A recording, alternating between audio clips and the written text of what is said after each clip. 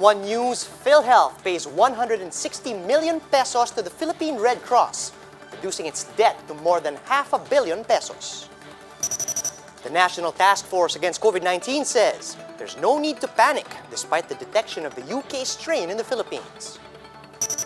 With just a little over a year left in office, President Duterte says he will decline any move to extend his term. Good morning, motorists! The Skyway Stage 3 connecting the North and South Luzon expressways officially opens today.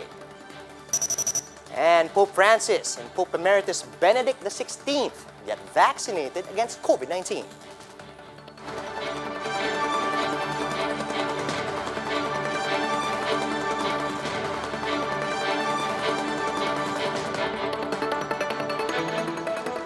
Fast, focused, and fearless. Here's everything you need to know as you jumpstart your day. I'm Charles Lejano. PhilHealth's debt to the Philippine Red Cross is now down to 550 million pesos. This after the state's health insurer paid off 160 million pesos to the PRC on Thursday. However, in an interview with One News' The Chiefs, PRC Chairman and Senator Richard Gordon revealed that their testing capacity is still being underutilized. I've been telling everybody, underutilize the Red Cross because we have over 54 machines that can do 1,000 each. Right now, we're testing 10,000 lang, 9,000 to 10,000. So, since you're using the same machines, I expect kung dadagsa ang tao dyan, dadami ang tao ang magpapatest dahil mura at mas madali. Kahit na i-double mo, kayang-kaya yung 20,000. We can do as much as 50,000 if necessary. The National Task Force Against COVID-19 urges the public not to panic over the new UK strain that's recently been detected in the Philippines. NTF advisor Ted Herbosa explains that there's no record yet of any community transmission of the B117 variant. Herbosa adds that although the new strain is more infectious, this does not mean that it's also more dangerous than the original variant. The NTF assures the public that authorities are working to track down the patient's close contacts. As of now, all these people need to do is to confine themselves para hindi sila manghawa ng iba at ma-prevent yung community transmission. Even if we find yung tinatawag nating B117 variant, pareho pa rin ang ating gagawin. We still do the minimum public health standards. Here are the biggest stories from the dailies. Still on the new COVID-19 variant, the Health Department urges all passengers of Emirates flight number EK332 to coordinate with authorities to avoid the virus's transmission. Filipino Star ngayon reports that contact tracers have so far reached out to 52 out of the flight's 159 passengers. NEDA says reimposing stricter lockdowns should be the last resort of the government, despite the detection of the UK variant. Acting NEDA Secretary Carl Chua told Business World that quarantine restrictions prevent the economy from fully recovering. Chua admits that the economy is strong enough to recover, but the cost of subsidies will be expensive for the people. And this from the Philippine Star, despite the continuous increase in COVID-19 cases in the Philippines, President Duterte declared that national recovery is within sight.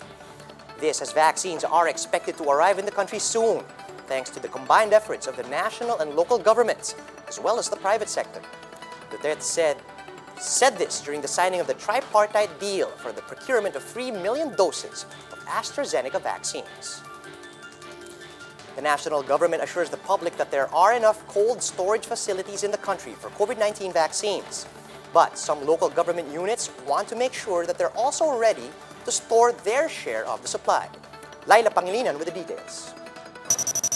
With COVID-19 vaccines expected to arrive next month, the Marikina City LGU is already preparing its own cold chain facility.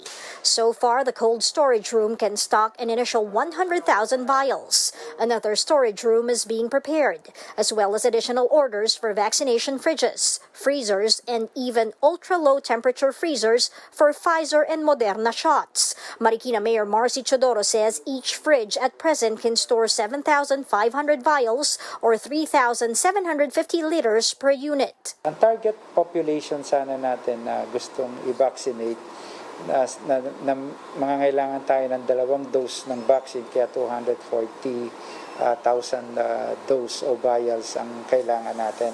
Kaya i-compute natin ito at magkakaroon tayo ng kaukulang expansion para dito. Pero sa ngayon, kaya natin mag-hold ng mga 100,000 vials. The vaccination fridges and freezers can be found inside the cold chain room of the City Health Office of Marikina. And just to give you a peek on what's inside, let's open this one up. This blue thing over here is what they call the vaccination fridge. It should be at +2 to +8 degrees centigrade. Each vaccination fridge can carry up to 7,500 vials. Once the COVID-19 vaccines are about to roll, it will be placed in this vaccination carrier, of course, with another temperature monitor to make sure that the right temperature is in place. Generators are also on standby in the event of a power outage. Nurses and doctors for the mass vaccination in Marikina are already being trained. Simulation exercises will also take place in mass vaccination areas. Pag na-dilute mo yung vaccine, meron ka lang 6-hour window para i-administer. Otherwise, mawawala ng visa yung vaccine. From the bayan, merong ihahalo para intravenously pagpasok ay mas mabilis matanggap ng system ng body. In the president's late-night briefing, vaccine czar Carlito Galvez said pharmaceutical companies are ready to lend their storage facilities. The private sector also volunteered to assist in supply chain management. Nahanyan po yung company ng MVP, yung mga ospital ng MVP, yung sila Ayala po, binibigyan po tayo ng mga magagaling na supply chain manager. Yung grupo po ng Aboitiz, binibigyan din po tayo yung Unilab. The health department has also ordered ultra-low freezers that have a temperature control of -80 degrees centigrade. Tinututukan natin na medyo nagkukulang ito pong -70 to -80 degrees centigrade. Napakamalamig po. Ito po ay ultra-low freezers kung tawagin po. Pero nakapag-identify na po kami dahil meron po tayong 10 na inangkat. We imported 10 ultra-low freezers. Galvez said Manila, Cebu, and Davao all have capabilities to store hundreds of thousands or even up to 1 million vaccine vials. Authorities are working on a synchronization matrix to prepare for the rollout of Pfizer vaccines, which will come in tranches. For News 5, Laila Pangilinan, we are One News. President Duterte strongly rejects the idea of a possible term extension. During the inauguration of the Metro Manila Skyway Stage 3, Duterte said he has had enough of the presidency.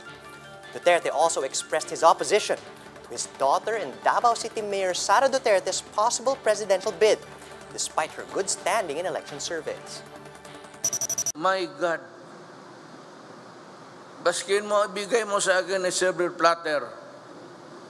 Baski ibigay mo sa akin libre another 10 years, sabihin ko sa iyo, iyo na lang yan. Tapos na ako.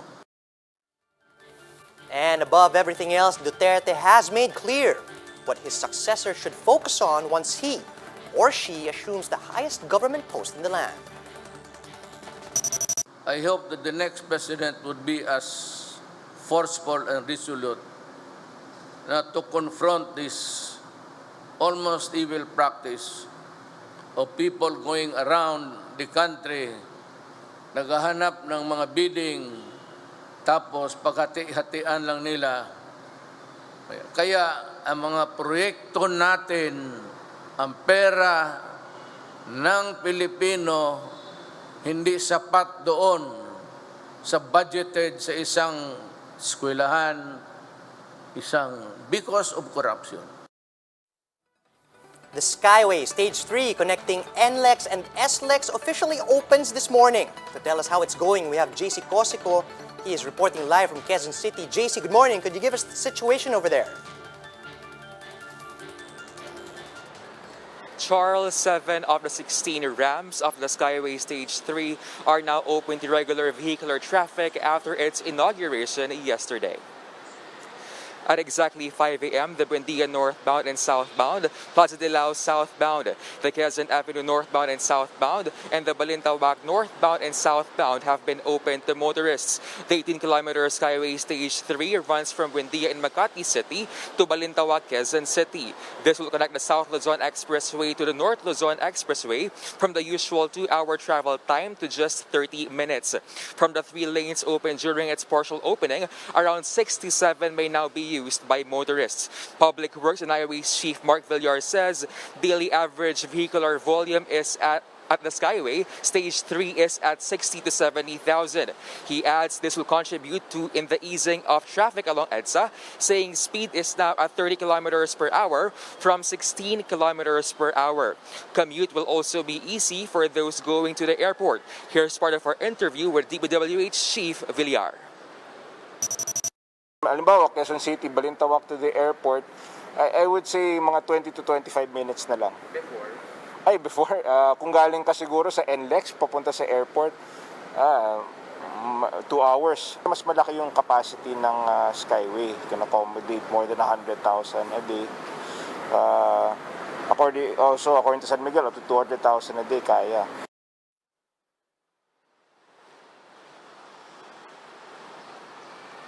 Charles, the remaining 9 ramps is expected to be finished by the second half of this year. Now, toll fee remains free of charge as the Toll Regulatory Board is still deliberating on the rates. Back to you. Thanks for that, JC. That was JC Cosico reporting live from Quezon City.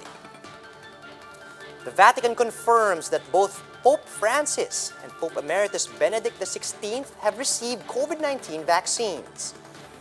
The 84-year-old pontiff and the 93-year-old former Pope got their shots under the Vatican's vaccination program, which kicked off earlier this week. Both are at higher risk of contracting the virus because of their advanced age and respective ailments. Over the weekend, Pope Francis said it is an ethical choice for people to get vaccinated. Here are the stories to watch out for later today. The Senate continues its hearing on the government's vaccination program. And preparations are underway for the feast day of Santo Niño in different parts of the country. And that's how the day is shaping up to be. Join us later at 10 a.m. as we monitor the day's biggest stories from sunrise to sundown. You can also catch One News on the Signal Play app. Register for a free account at www.signalplay.com and stream One News live anytime, anywhere. I'm Charles Lejano. We are One News.